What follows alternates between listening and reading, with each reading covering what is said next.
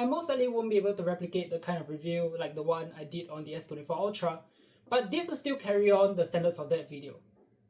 The Galaxy S21 3 years later, let's get started. So a wee bit of a backstory. The S21 is Samsung's flagship phone from 2021, and I only got the phone in August of the same year, and then I used it until February 18 of this year before I switched to an S24 Ultra. I'll explain the reasons later, but first, let's talk about the phone.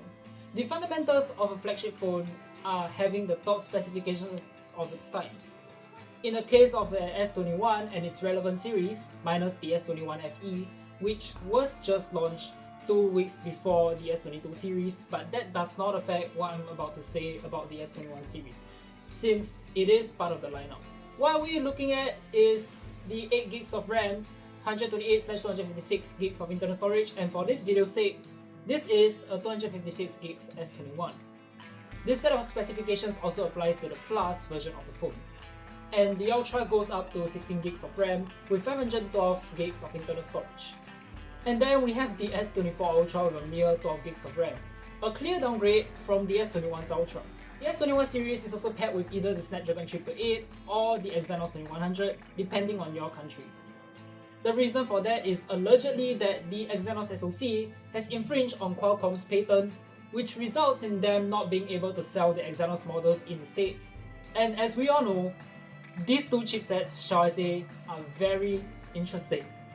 More on them later. Now, back in 2020, Samsung released the ugliest and worst S series to date. Meet the S20 series, home to the ugliest design ever, spontaneous camera combustions, and the kings of green lines. Kings. Not just that.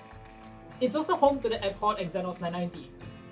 Those 3 flagships made the cheaper model look godly and directly knock out their own S20 lineup. Introducing the S20 FE. Somehow the best S20 phone you can get is the cheapest one you can buy.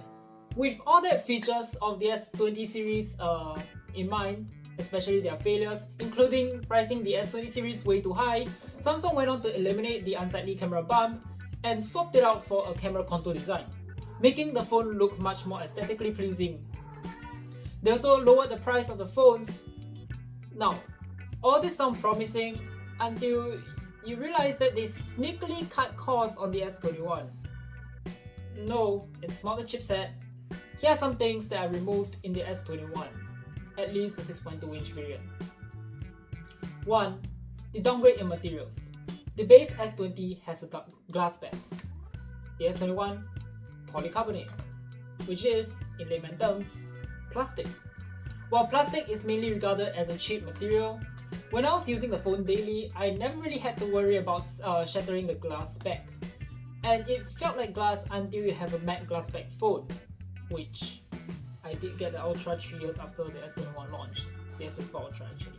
2. They eliminated the SD card expansion slot across all S21 models. Basically, it's a great way to back up your photos physically, so in the event that your phone no longer works, your photos are safe and stored in the card. As a result, putting the card in another phone will result in a full restoration of your photos and videos instantaneously, and the best part, it works offline. Unlike cloud storage, you don't actually have to pay a subscription fee. It's one time off. And I have, in fact, in one instance, had my S21 wiped. And even though the phone claims all my pictures and videos are backed up properly before wiping, cloud storage did not save any of it. 3. The loss of the 2K display across the S21 and S21 Plus. While the S21, like the S20, has 120Hz, the S20 has a 2K display. But perhaps because of battery life of the S20, you can only either choose 2K or 120Hz on that phone. So Samsung kept 120Hz and dropped 2K on the S21. You used to have a choice, but they no longer give you the option. And I'd be happier if I could choose. Also, the curved display is no more. It's flat on the S21 and Plus, but with a reduced curved display compared to the S20 Ultra on the S21 Ultra. Exclusively on the S21 Ultra, the charging speed has gone from 45 watts on the S20 Ultra only to be downgraded to 25 watts on the S21 Ultra. 5. After mocking Apple in 2020, Samsung did the same exact thing. Can you guess what it is? They stopped including the charging brick with their phones. However, exclusively with the base S21, in some places I recall them having chargers in the box. The box is twice as thick as the normal ones that you see right now that the rest of the world gets, and to the best of my knowledge, I think it's the G9910 variant or the Chinese variants of the S21 phones. Correct me if I'm mistaken though. Now, let's move on to the design. The part that made people turn heads is, in fact, the camera contour. And I thought it looked really sexy. Now, as mentioned earlier, the base S21 has a matte polycarbonate back, while the Plus and Ultra models get glass backs. The S21 and Plus model come in Phantom Violet, while the S21 also comes in Phantom White, Phantom Pink, and Phantom Grey. The colors of the metal parts of the phones corresponds to the color you choose. So for example, you have pink with pink, silver with white, black with grey, and the star of the show is a very interesting and a very stunning combination, gold and violet. But then I was left wondering, if gold and violet is possible, why not gold and black? And then they never launched it. So what you're looking at here is my custom-made color True Phantom. And what's the color I got initially? It's indicated in the box as a colored big S. I mean, it sounds wrong, but it makes sense. Okay, as this phone is made of a combination of polycarbonate and aluminium that is polished, it weighs in at 169 grams if you like, but if it is a millimeter wave variant of the phone, it weighs in at 171 grams. Because it's also a 6.2 inch phone, holding it in your hand won't give you any hand fatigue like the S24 Ultra does. And the corners don't jab your palms. The phone is rounded, meaning it helps with the ergonomics of it as well. What I can be thankful for when using the S21 to watch videos and play games is the ideal placement of the bottom firing speakers, being at the right side. As a result, doing anything in landscape mode is a more enjoyable experience compared to my S24 Ultra, where blocking the speaker of the S24 Ultra is a genuine concern. It also has an IP68 rating, but since it's a 3-year-old phone with an interesting processor, try not to submerge it in water, and also because this has been taken apart, which we'll get to later, I doubt its water resistance. Another noteworthy aspect of the design is the placement of the antennas. Samsung has cleverly added plastic breaks on the respective ends of the camera contours between the volume button and the power button, and then between the two microphones on top. I thought it's pretty cool to point it out. As an update to my S24 Ultra review, where I claim the S21 has better reception, I would say they are roughly the same. They received a relatively low signal strength though, but perhaps a slightly better reception on the S24 Ultra. So yes, I can confirm that it was just a fluke. Call quality has been excellent, and the top speaker also serves as the phone's secondary speaker, hidden in a slit that is easy to miss if you don't pay enough attention to details. However, since I'm a watch enthusiast, I could never miss any details on a Grand Seiko, so I developed an obsession with details. While we had discussed the contour cut camera decoration, the polished rings against the contour are sunken in, providing protection against the impact of the camera glass, which I find to be a great design feature. However, if you choose a darker colored phone and don't protect the camera contour, expect the color to wear down rapidly. Take a look at your secondhand marketplace. Next, let's talk about One UI 6.1, the version of Samsung's custom Android skin that debuted generative AI or Galaxy AI. Now, if you ever want to experience what it feels like to update for no apparent benefit, here are the requirements. 1. Be a S21 owner for 3 years. 2. Update your S21 to One UI 6.1. 3. Be happy that you updated. 4. Launch the camera app and then go to gallery, or you can launch the gallery first. 5. Be disappointed because there's no generative AI stuff despite it being done on the cloud and not SoC based. If you're thinking of defending Samsung for this, let me remind you that there's something called Nobel Roam for the Galaxy Note 9, where generative tilt is doable on the Note 9 and actually works just as well as my S24 Ultra. While generative image does not work for now. Okay, hi. So this is me editing the video. As of now, because I spent too much time on this video, as of 4th of August 2024, Nobel ROM has enabled generative AI on the Galaxy Note 9. Let's wait for it to generate, I guess. Yeah, still no excuses for Samsung to not do that on the S21 when the Note 9 can easily do it. Look, okay, look. View original, and then you got, yeah. Take a look at this. Okay, I don't think you'll see me that often, but see you when I see you, I guess. It's clear its exclusion on the S21 is an encouragement for you to upgrade. What's even more ridiculous is that this is a 6-year-old phone. So, are there really zero upgrades? From what I noticed, circle to search is present, and that's all. And when you circle on the S24 Ultra using the circle to search feature, it will mimic the feeling of pen and paper by using its haptic motor. On the S21, it lacks that, but it won't affect its functionality. Now, One UI 6.1, despite the disappointing lack of generative AI, did add more customizations to the lock screen by adding frames and effects to your lock screen wallpaper and widgets to the lock screen as well. From what I noticed, animations are also smoother as well and less rigid in that sense, with a blur effect added.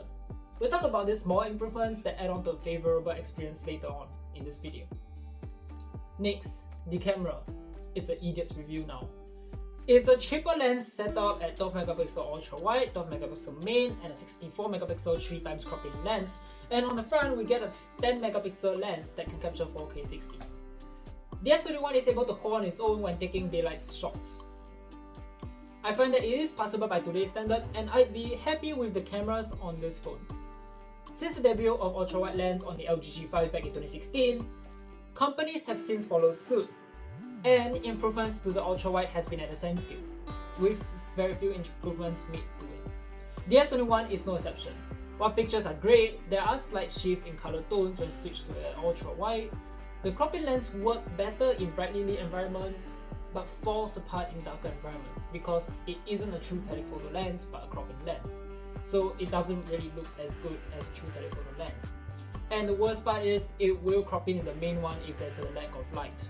Perhaps Samsung knows this isn't a way to do things, so they switched to a true telephoto lens on the next model, the S22 series. Also, this meant the S20 FE and S21 FE in theory can take superior telephoto pictures since they have a true telephoto lens. Video recording is plenty fine with OIS and is able to record in 4K 30 simultaneously with 3 different lenses. However, it is only able to record in 4K 60 when on ultra wide and on the main lens. So make up your mind before you start recording, as you can't switch between the lenses. So this is a 4K 60 video recording of the Galaxy S21.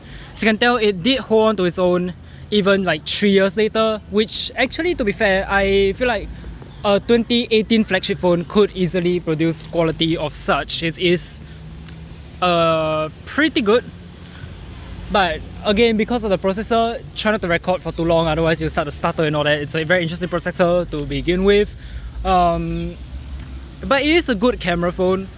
I wouldn't say the best because this is a 3-year-old phone and it never was the best to begin with, but it is pretty reliable for its time.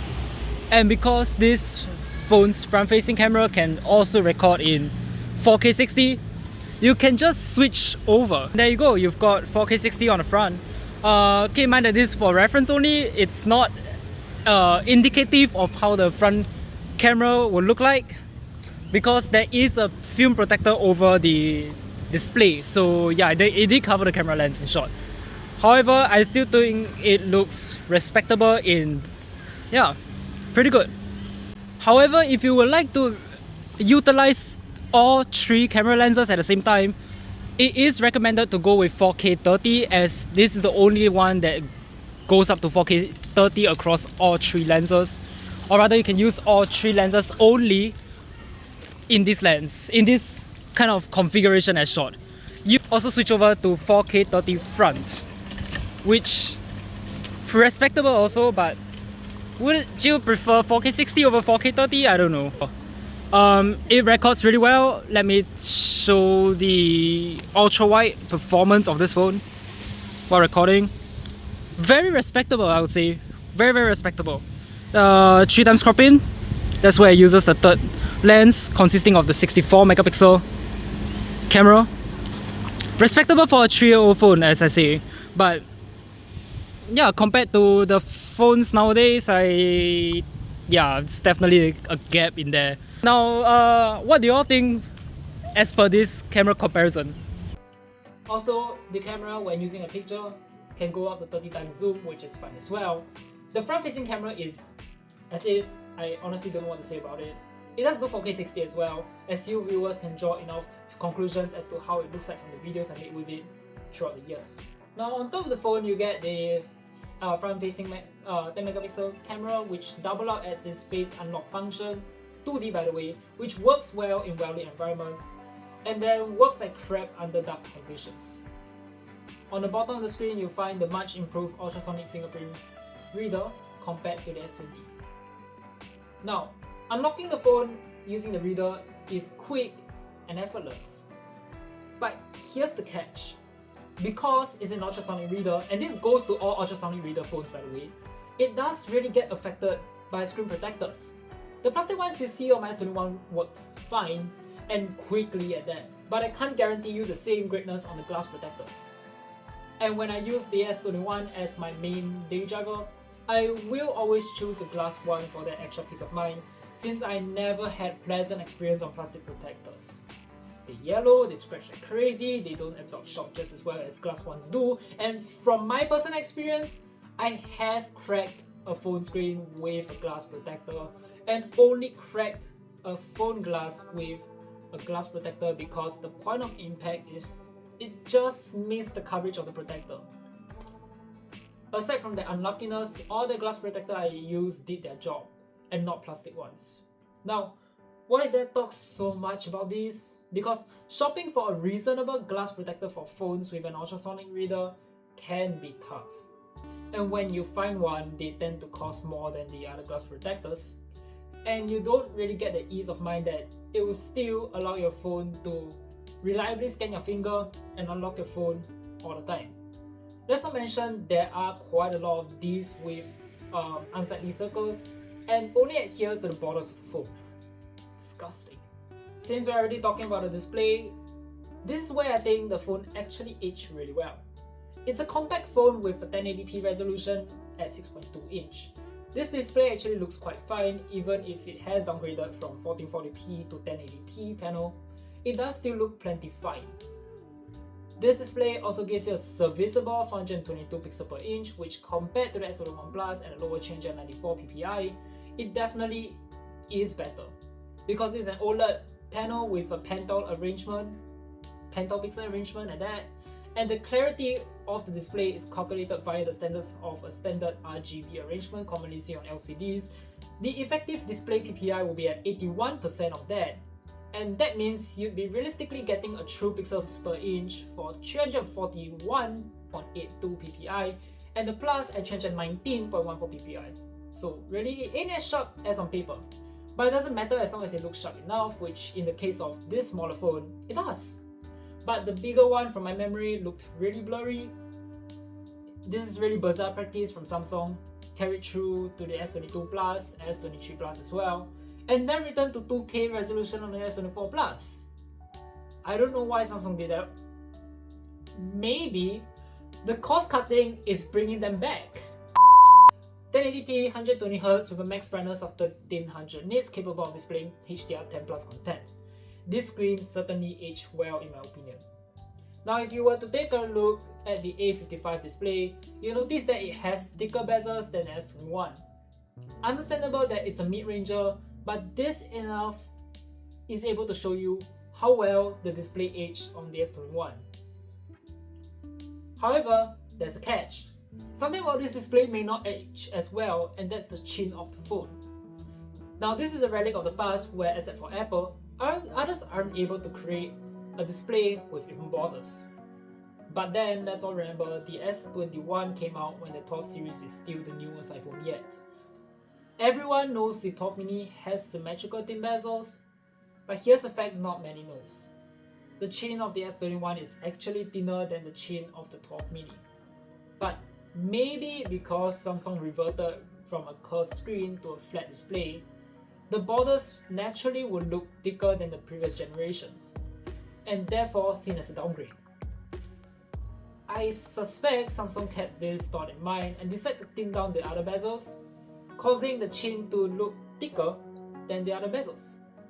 But in reality, Samsung is able to even out the borders by making the borders as thick as the chin and still have a thinner bezels. And to come think of it, it's the right choice, since if you use a common sense, no average consumer will want a new phone to look older than the old one. Also, here's a quick fact. The higher the resolution is on a phone, the thicker the chin will be. With the combination of thinning down the chin and how 1080p on the 6.2-inch display is fine, I could see why Samsung dropped 2K on the S21. Also, if you get a phone in the dark colored frame, the screen bezels will look thicker for obvious reasons.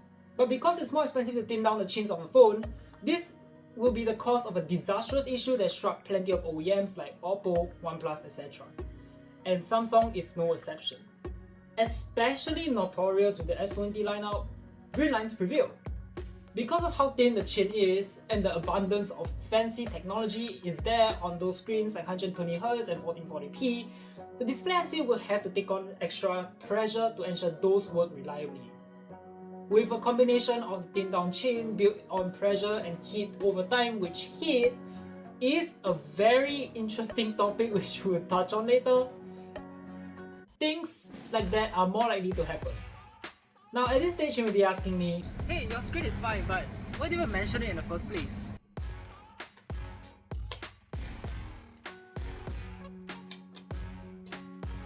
And with that, I gladly refer to you my S21 unboxing 3 years ago. Now, my phone originally started off as Phantom White. Now what's that got to do with the problem? You see, when the display is damaged on the S21, people will usually swap the screen with the frame. And now, let me throw in another question. What is the color of my phone frame now? Okay, enough of guessing games. My original display got the line, 20. Changed phones shortly after the first one, which I have filmed a detailed review on it, so go check it out if you haven't already. And in the meantime, please do like this video and subscribe to my channel, and also like the video. If you like watches and phones and want to see my videos the moment they go live, ring the notifications bell and you should be good to go. Here's a little bit of a fun fact, it will always be uploaded on 10:09 AM or PM. Back to the issue. I did change the display and with frame with the phone, and that's why the frame of the phone is Phantom Grey. Okay, quick question. What did I mention was interesting in this video? 3, 1, 2. Answer, heat and processor. Now, back in 2021 when this phone is released, some regions of this phone came shipped with a Qualcomm Snapdragon 888 processor, and most came with the Exynos 2100. While these are pretty promising chipsets that are extremely powerful during their time, hear me out on that, these chipsets need serious cooling solution in order to work at their best capacity. Look, the S21 is a compact phone at 6.2-inch. And let's get this straight. This was at a time Samsung also placed 2 layers of graphite cooling on the phone. One directly under the motherboard, and another one directly under the display. Now, if the S21 used a single layer board setup, all would be well. But because the motherboard in the S21 is quite compact and stacking it is the only solution, it will result in more heat trapped and far less efficient when directing the heat away from the main board. As such, heating prevails. While I daily did my S21, I never faced any issue with the phone heating up unreasonably, and I won't deny it does get really warm from playing S9 and editing videos, but aside from that, my experience has been pretty pleasant overall. Now, since we are into the chipset of the phone, the chipset is the core of the phone after all, and it also influences how the phone manages battery as well. 4000 mAh typical and 3880 mAh minimum capacity. On paper, it's pretty big for its time and for its size as well. But in practice, does it really utilize the generous capacity of the battery? Well, let's take a look. During my usage, battery life on this phone has been fine. Great sometimes. It does not like games though, and games like S9 can run the battery like there's no tomorrow. But a normal day of use from 80% to 20%, it does alright. My usage is only limited to 80 to 20%, and if it does alright in this case, it should do pretty fine on a full charge to 0%. And if it runs down, you can charge the phone using the included 0-watt charger, which can get you from nowhere to nowhere. 开个玩笑. This phone supports up to 25 watts wired charging and up to 15 watts wireless and a blazing fast reverse wireless charging. Wow! It does quick charge iPhones though with its reverse wireless charging feature, so I guess that's fine. I've only tried it on two phones, iPhone 12, iPhone SE. It does come in handy for people who need to charge their phone, and none of us bring in a cable and a power bank. So keep in mind that it does get warm when charging any phones or anything, but we'll come to that later. You wanna know what also aged like fine wine on the S21? It's audio and sound quality. Now, based on my experience with the S21 and the S24 Ultra, I very slightly prefer the S21's audio output than the S24 Ultra. Now, does that mean the potential best Android phone of 2024 sucks in audio? The answer is a no. 这怎样说都是神仙与神仙打架了.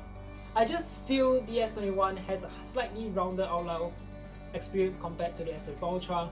They both check blows at details of audio. Listening to my users like Eddie Rabbit, Carpenters, Leslie Chung, and so on, both are able to bring out the tendency of the artist adding details to the song. No headphone jack since the Note 10 series, rest in peace, but because it's a Samsung phone, pairing it with a Samsung earpiece is a perfect combo. Next, haptic feedback. One of the most underrated but often skipped on by many different phone makers. Here's a question for you, a quick one. What is Samsung's last flagship lineup of phones to feature a Z-axis haptic feedback motor? Answer in 3, 4, 7. That will be the Galaxy S21 series. Now, the thing about the S21 series and their haptic motors are that I tend to see quite a lot of people think it's an X-axis motor. And no, I'm not talking just about the S21 base model only. I am talking about the full series of phones. But here's a wee bit of a difference. The S21 has a circular Z-axis haptic motor, while both the S21 Plus and Ultra has a square Z-axis motor. Let me be clear, not all square haptic motors are X-axis motors. Type aside, I can understand why people think the S21 Plus and Ultra features an X-axis motor. Overall, these motors are pretty big in size and they do feel precise. Actually quite precise. If you were to set the haptic feedback intensity to roughly 60%, it will feel like any other X-axis haptic motor.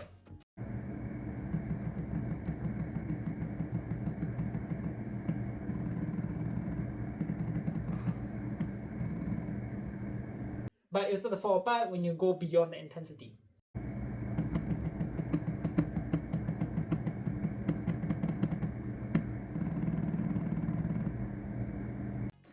And because this is a TimeTech video where, to me, haptic feedback is very overlooked and is pretty important in my opinion, let's do more tests. Close all apps. Swipe up. And then go and set your alarm.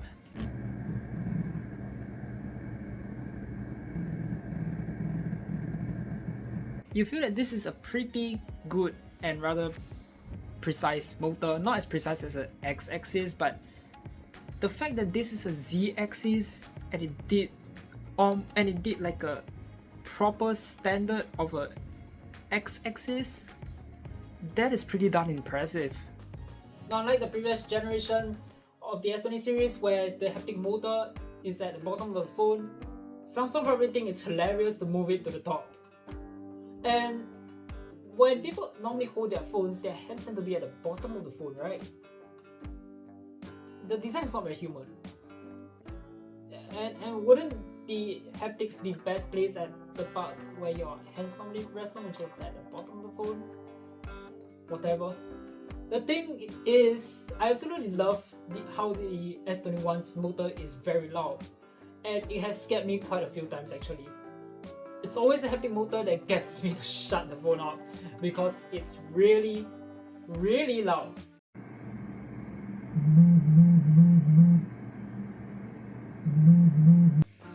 Now, the S21 series is launched with One UI 3.1 Android 11. And if this were to carry on Samsung's old update policy of 2 years max, it would have been stuck on Android 13. But the thing is, this phone is lucky enough to get into Samsung's later update cycle.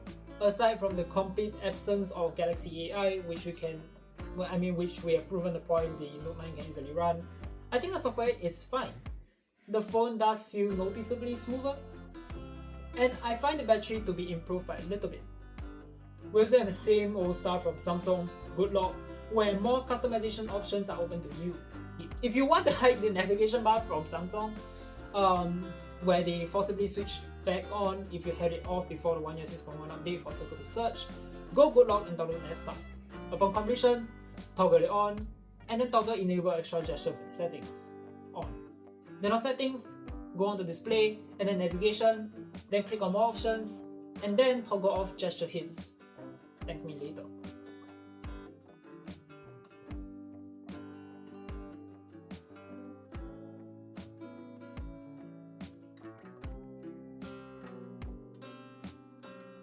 Now that we're on to the navigations, you can still activate Circle to Search the same exact way. And if you want it off, under Navigation Settings, just toggle off the option related to Circle to Search. If you want to call out Google Assistant, swipe out diagonally from either ways.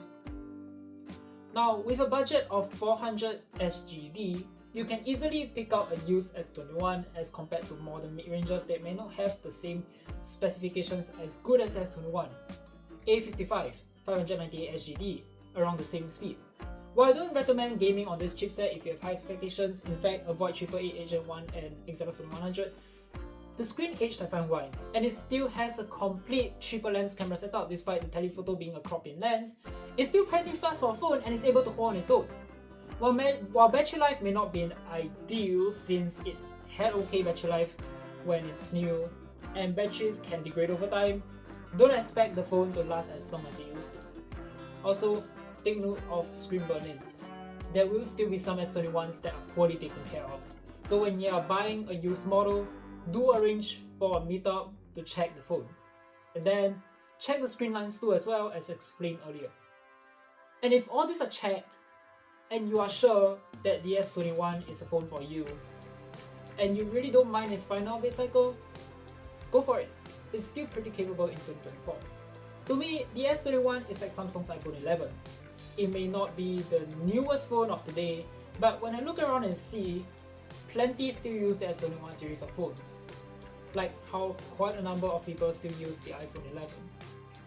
The similarities does not end there. Despite the drop in display resolution of the S21 and an LCD display at 828p with really thick bezels on iPhone 11, these phones clearly stood the test of time. To be clear, they were never the best, but they are able to get people the reliability people want. And to come think of it, the S21 is Samsung's end of an old era and a revolution. It looks like the changes came from the change of leadership from DJ Cole to PM Rowe, which could be the direct reason of this path. And you can tell both of them have very different visions for the company. The S21 marks the end of an era when Samsung used to throw features into phones to see what works and what doesn't. the new Samsung from the S21 starts to prioritize simplicity over features. You can see the change from the drop of 1440p to 1080p display, the removal of an SD card expansion slot, the removal of chargers in box, the insistence of keeping things familiar, and the really confident price tag. However, to get better, you got to sacrifice plenty of things. In search for better battery life, we lost 2K. In search for making the phone slightly cheaper, we lost the flat display. There's so many things gone on the S21 that when it happened back then, we didn't know what Samsung is planning and what they are doing after all. But all that made the S21 a better phone than the S20, which paved the way for the future S series. Now I'm gonna say something most of you may not like to hear, but this is how it really is. Despite so many things Samsung has done that people hate, like Exynos, there are reasons behind it, like for example the patent issues. Now you may be wondering, they should have used Snapdragon worldwide. While yes, it would have made better sense, but a business needs to be smart to survive. If it's all Snapdragon, part of their profit goes directly to Qualcomm. And do we want to live in a world where it's a one chipset industry? Or should there be a day like 2015 where the Snapdragon 808 and 810 disastrous struck again? We have no one to turn to? Keep in mind back then, the phones with Exynos chips saved Samsung and Meizu from the debacle. Did Qualcomm bounce back the very next year? No. They still lost to the Exynos 8890. Then, look at what Qualcomm came out the following year. It will take time to bounce back. Yes, we have Mediatek, but I dare guarantee there are people who still think Mediatek makes subpar chipsets, where Mediatek with the Dimensity 9300 has improved to the point it's better than Exynos now. But if one day we lose that one competitor in the market, innovations and improvements will slow down. Take a look at Huawei's fall. Yes, I never really liked Huawei, but then look at Samsung while Huawei is still a major competitor. And look at Samsung now when Huawei is no longer relevant. Yes, my pronunciation is perfect. You see, it's not that Samsung is dumb for not using one chipset. They're smart in terms of business. And at the end of the day, despite the lackluster performing chipsets, it helps in pushing the industry forward. Okay, my personal thoughts on the S21. Even though it's never the best phone I've used, that goes to the S7, it's still the phone I'm happy owning overall. Looking back, when I'm still a 16-year-old looking at the box of the S21 in the telco store, while holding my S7 my father passed down to me, experiencing dual speaker setup for the first time, experiencing 25 watts fast charging for the first time, and a phone I keep looking at because it's really beautiful. It's a phone that accompanied me to my childhood at 18 years old. It witnessed my first time trying out alcohol once I turned 18. It witnessed plenty of videos that came after I got the S21. And it also witnessed the change of my secondary phone from the A30s to the S7, then to the SE3. To that one fine day, it finally developed a line when I was working, and then I decided to switch to the S24 Ultra. It did push me to work for a new display for the S21, knowing how much load it took on while it was my main phone. In some way, you can say that its sentimental value that it holds that makes me want to fix up and look new and make it look new again. To the day I finally fixed up the phone, only to find out the screen is of terrible quality and never worked properly, to be sent back the following day and reordered another display. To the day I finally received a normal display for the phone and installed it. From the day it was a daily phone, the one I depended all my data on, to the day it kicked out my SE3, making it my secondary phone. Because of how much love I have for it, this phone still holds a special place in my heart.